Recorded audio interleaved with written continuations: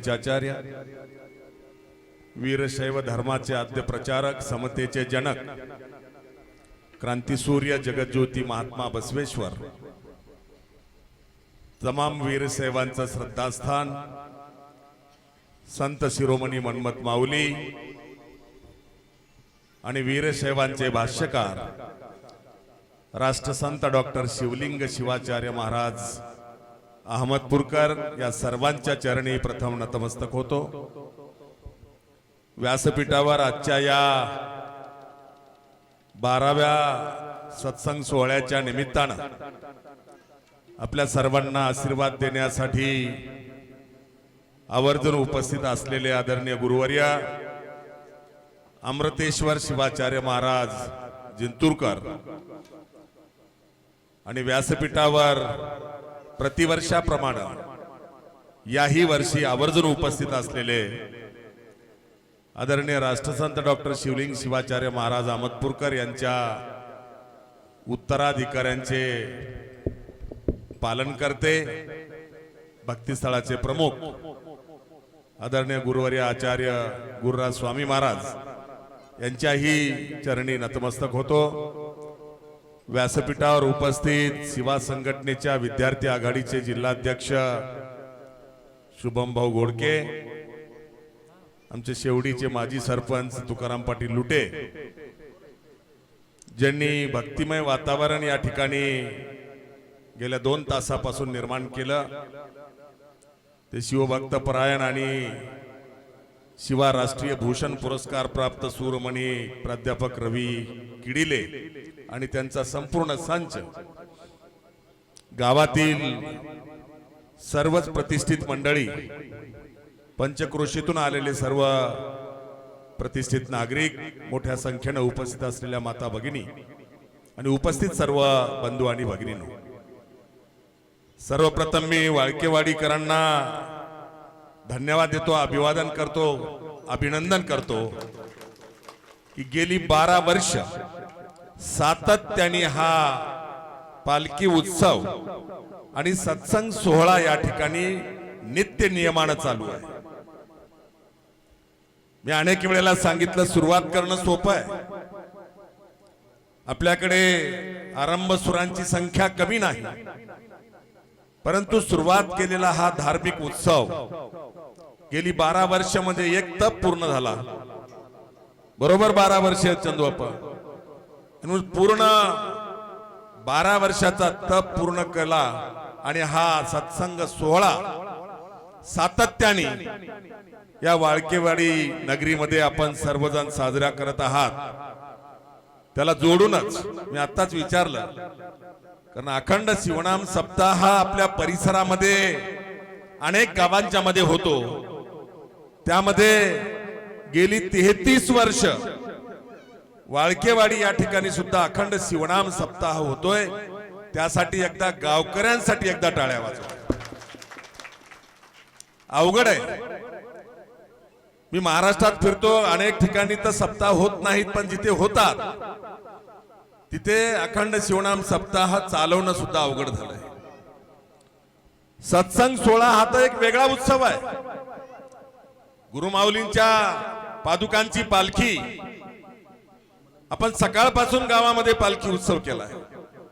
खरं तर आज वाळकेवाडीमध्ये हा भक्तीचा सागर लोटला किंवा दिवाळीचा सण होतो की काय असं वाटतंय, असा उत्सव या ठिकाणी साजरा होतोय। याची गरज पण आहे, माणूस भौतिक सुखानं सुखी होऊ शकत नाही, त्यासाठी आध्यात्मिक सुखाची सुद्धा आवश्यकता आहे आणि ते आध्यात्मिक सुख किंवा आध्यात्मिक भूक भागवण्याचं काम या ठिकाणी गेली 12 वर्ष हा सत्संग सोहळा संपन्न होतोय। कालच श्री संत शिरोमणी मन्मथ माऊली यांचा 468वा जन्मोत्सव झाला, त्यांची जयंती झाली 468वी, आणि आज या ठिकाणी परंपरेप्रमाणे वाळकेवाडीमध्ये हा सत्संग सोहळा होतो आहे। त्यामुळे मी काल जरी जयंती झाली असली तरी संत शिरोमणी मन्मथ माऊलींच्या 468व्या जयंतीच्या निमित्तानं आणि आपल्या गावकऱ्यांच्या वतीनं होत असलेल्या या 12व्या सत्संग सोहळ्याच्या निमित्तानं पुनश्च एकदा माझ्या वतीनं आणि शिवा संघटनेच्या वतीनं आपल्या सर्वांना हार्दिक हार्दिक शुभेच्छा देतो। राष्ट्रसंतांच्या बद्दल आपली छोटीशी मुलगी आराध्या बोलली। खरं तर हे धर्माचं केंद्र म्हणून, धर्माचं ज्ञान देणारा एक ऊर्जा स्रोत म्हणून या वाळकेवाडीमध्ये हे उपक्रम तुम्ही चालवता। वाळकेवाडी गाव छोटं आहे, परंतु धार्मिक काम मात्र लोहा तालुक्यात सगळ्यात मोठं आहे। या ठिकाणची तरुण मंडळी असेल, वयोवृद्ध मंडळी असेल किंवा माता भगिनी असतील, या अत्यंत धर्मनिष्ठ आहेत। धर्माला जागून आपला संसार व्यवहार व्यापार करणाऱ्या या ठिकाणचे आमच्या मायमाऊल्या सुद्धा आहेत आणि म्हणूनच अशा लेकरांवर सुद्धा संस्कार होणं गरज आहे। ते संस्कार या ठिकाणी आपल्याला तिच्या बोलण्यातून दिसले। राष्ट्रसंतांच्या बद्दल बोलावं तेवढं कमी आहे। उभं आयुष्य 104 वर्षाचं आयुष्य त्या राष्ट्रसंत माऊलींनी समाजाला दिशा देण्यासाठी, समाजाचा उद्धार करण्यासाठी आणि समाजाला संस्कार देण्यासाठी घालवले। खरं तर तुम्ही भाग्यवान आहात।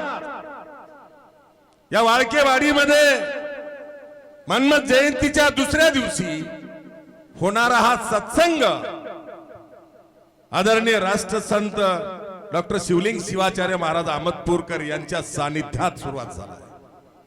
आणि म्हणूनच आनंदरावनी उल्लेख केला की हा उत्सव चंद्रसूर्य असेपर्यंत राष्ट्रसंतांची कीर्ती असेल, त्यांनी सुरुवात केलेला उपक्रम असेल, तो चंद्रसूर्य असेपर्यंत चालणारा, यामध्ये कुठलीही शंका असण्याचं कारण नाही। आणि म्हणून ती ताकद, ती शक्ती, ती ऊर्जा राष्ट्रसंतांच्या भक्तीतून आपल्या सर्वांना मिळते आहे आणि त्यातून समाज आजही घडतो आहे। ही आपल्यासाठी अत्यंत महत्वाची बाब आहे। बांधवांनो, मी आपला जास्त वेळ घेणं योग्य नाही। मी दरवर्षी येतो, मला भाग्य लाभतंय, पण चंदू आप्पा, आनंदराव, गावकरी मला सोडत नाही आणि मी इकडे असल्यानंतर तुम्हाला सोडत नाही। नसलो तर नाविलाज आहे। कालच आम्ही, खरं तर मी मन्मथ जयंतीच्या दिवशी माझ्या आयुष्यात पहिल्यांदा कपिलदारला काल होतो, कारण आम्हाला कार्तिक शुद्ध पौर्णिमा माहिती आहे। शिवा संघटना म्हणून असेल, जी राष्ट्रसंतांनी दाखवलेला मार्ग आहे, त्यानुसार आम्ही दरवर्षी कार्तिक शुद्ध पौर्णिमेला असतो कपिलधार मध्ये। परंतु पहिल्यांदा योग आला, काल बीड जिल्ह्यामध्ये काही बैठका होत्या आणि कपिलधार मध्ये बीड जिल्ह्याच्या कार्यकर्त्यांनी बैठक ठेवून आवर्जून त्या ठिकाणी मला बोलावलं आणि म्हणून जाण्याचा योग आला। मन्मथ माऊलींच्या जन्मोत्सवासाठी, जयंती उत्सवासाठी काल मी कपिलधार मध्ये होतो। पण आजही उल्लेखित केलं पाहिजे, कपिलधार मध्ये होणाऱ्या जन्मोत्सवापेक्षाही राष्ट्रसंतांनी निर्माण केलेले वाळकेवाडी सारखे जे केंद्र आहेत, तिथं जन्मोत्सव मोठ्या उत्साहाने साजरा होतो। आणि म्हणून हा विचार, माऊलींनी दिलेला संस्कार, हा तुमच्या आमच्या जीवनामध्ये मार्गदर्शक ठरतोय। तुमच्या आमच्या जीवनामध्येच नाही, ते येणाऱ्या भावी पिढ्याला सुद्धा तो मार्गदर्शक ठरतो आहे। जसं मुस्लिम समाजामध्ये जमात होते, काही वाईट नाही, धार्मिक काम प्रत्येकाला करायचा घटनेने अधिकार दिला। जसं मुस्लिमांमध्ये सकाळी पहाटेच उठून मस्जिदीमध्ये छोटे लेकर टोपी घालून जातात, तसं आता कुठेतरी आम्हाला सुद्धा कडवटपणे किमान वर्षातून एकदा अशा प्रकारचा सत्संग घेऊन का होईना धार्मिक ज्ञान देण्याची आवश्यकता आहे, संस्कार देण्याची आवश्यकता आहे, विचार देण्याची आवश्यकता आहे, तरच समाज योग्य मार्गाने जाणार आहे। आणि ते योग्य मार्गाने जाण्यासाठी राष्ट्रसंतांच्या सानिध्यामध्ये त्यांच्या हस्ते वाळकेवाडीमध्ये सुरुवात झालेला हा सत्संग पाहता पाहता 12 वर्ष झाले। मी तर असं म्हणेल, पुढे 12,000 वर्ष हा सत्संग चालावा अशी अपेक्षा व्यक्त करतो। आणि पुढे 12,000 वर्ष आनंदराव चालवा, पण आम्हाला प्रत्येक वेळेला बोलवा असं नाही। हे गुरुवर्य वेगवेगळे आहेत. मागच्या वर्षी वेगळे गुरुवर्य होते. बूड सोडायचं नाही. वीरमठ अहमदपूर, भक्तीस्थळ अहमदपूर हे आपलं बूड आहे आणि बुडाला धरून वेगवेगळ्या वर्षी वेगवेगळे गुरुवर्य आपल्याला आशीर्वाद देण्यासाठी तुम्ही आमंत्रित करता आहात. या वर्षी आवर्जून गुरुवर्य अमृतेश्वर शिवाचार्य महाराज जिंतूरकर या ठिकाणी आहेत आणि म्हणून आपल्याला प्रत्येकाला गुरु आशीर्वचनाची आशा आहे, गुरुच्या आशीर्वादाची अपेक्षा आहे. ती पूर्ण होण्यासाठी मी तुमचा जास्त वेळ घेणं योग्य होणार नाही, पण दोन गोष्टीची सूचना करणार आहे. एक सूचना तर अगोदरच करण्यात आलेली आहे. शिवा संघटनेच्या स्थापनेला उद्याच्या 28 जानेवारी 2026 ला 31 वर्ष होत आहेत आणि शिवा संघटनेचा 31वा वर्धापन दिन हा उद्याच्या 28 जानेवारी 2026 ला लातूर जिल्ह्यातल्या निलंगा तालुक्यातल्या कासार शिरसी या ठिकाणी दुपारी 12:30 वाजता भव्य मेळावा होणार आहे. त्यासाठी आपल्या लोह्याच्या संपर्क कार्यालयावरून सकाळी सगळ्या गावोगावच्या गाड्या एकत्र करून आपल्याला बरोबर 9 वाजता कासार शिरसीकडे उदगीर मार्गे निघायचंय. त्यामुळे एकत्रित निघण्यासाठी नियोजन करण्यासाठी उद्या 25 तारखेला 1 वाजता आपल्या संपर्क कार्यालयावर बैठकी ठेवलेली आहे. दोन गोष्टी आपल्याला चर्चा करणं आवश्यक आहे. 28 जानेवारीचा वर्धापन दिन आणि येणाऱ्या 25 फेब्रुवारीला आदरणीय राष्ट्रसंतांचा जन्मोत्सव आहे. खरं तर जन्मोत्सव भव्य दिव्य स्वरूपात करायचा. जन्मोत्सवाच्या निमित्तानं राष्ट्रसंतांच्या भक्तिस्थळावरील मंदिराचं भूमिपूजन करायचं अशा प्रकारची घोषणा करण्यात आली होती. पण तांत्रिक अडचण जर आली तर आपल्याला बदल करावा लागेल. गुरुराज महाराज, अपेक्षित असं होतं की कालच्या 21 जानेवारीला सुप्रीम कोर्टाच्या ओबीसी आरक्षणाचा निकाल येईल आणि राहिलेल्या 17 जिल्ह्याच्या जिल्हा परिषदेच्या निवडणुका कधी होतील याचं चित्र स्पष्ट होईल असं अपेक्षित होतं. परंतु सुप्रीम कोर्टाचा निकाल 21 जानेवारीला आला नाही. त्याची तारीख वाढलेली आहे. त्यामुळं 12 जिल्ह्याच्या जिल्हा परिषदेच्या निवडणुका चालू आहेत. 5 तारखेला मतदान आहे आणि 7 फेब्रुवारीला मतमोजणी आहे. 7 फेब्रुवारीच्या नंतर उरलेल्या 17 जिल्हा परिषदा, त्यामध्ये आपला नांदेड जिल्हाही आहे, कधी होतील ते ठरलं जाईल. आणि जर कदाचित निवडणुका जर लागल्या आणि 25 फेब्रुवारी जर आचारसंहितेमध्ये येत असेल तर मात्र आपल्याला मोठा कार्यक्रम घेणं थोडस अडचणीचं होईल. कारण मागेच आपण घोषित केलंय, राष्ट्रसंत डॉक्टर शिवलिंग शिवाचार्य महाराज अहमदपूरकर यांच्या संजीवन समाधीचं मंदिर हजारो वर्ष पिढ्यानपिढ्या आपल्याला त्या ठिकाणी समाजाला दिशादर्शक ठरणार आहे. जसं देहू आळंदी मधलं तुकारामाचं किंवा संत ज्ञानेश्वराचं मंदिर आहे, त्याच पद्धतीनं कपिलधार मध्ये संत शिरोमणी मन्मथ माऊलींची संजीवन समाधी आहे. त्याच पद्धतीने भक्ती स्थळावर राष्ट्रसंत डॉक्टर शिवलिंग शिवाचार्य महाराज अहमदपूरकर यांची ही संजीवन समाधी आहे. आणि भविष्यामध्ये आमच्या समाजाचंच नाही, बहुजन समाजाचं स्वाभिमानानं ऊर भरून यावा, छाती भरून यावी अशा प्रकारचं भव्य आणि दिव्य अशा प्रकारचं भक्ती स्थळावरचं मंदिर निर्माण करण्याचं काम उद्याच्या 25 फेब्रुवारीला अप्पांच्या जन्मोत्सवाच्या दिवशी पायाभरणी करायचं आपण ठरवलं होतं. आणि पायाभरणी करण्यासाठी महाराष्ट्राचे मुख्यमंत्री अनेक मंत्री यांना आपण निमंत्रित करण्याचं गुरुराज महाराजांनी सूचित केलं होतं. परंतु जर कदाचित आचारसंहिता जर 25 फेब्रुवारीला असेल तर कोणतेही राजकीय नेते येऊ शकणार नाहीत. म्हणून आपल्याला तारखेत बदल करावा लागेल. पण आपण अपेक्षित धरूया की निवडणुका लागणार नाहीत, कारण सुप्रीम कोर्टाचा निकाल आला नाही. त्यामुळे निवडणुका मे महिन्यामध्ये जाऊ शकतात.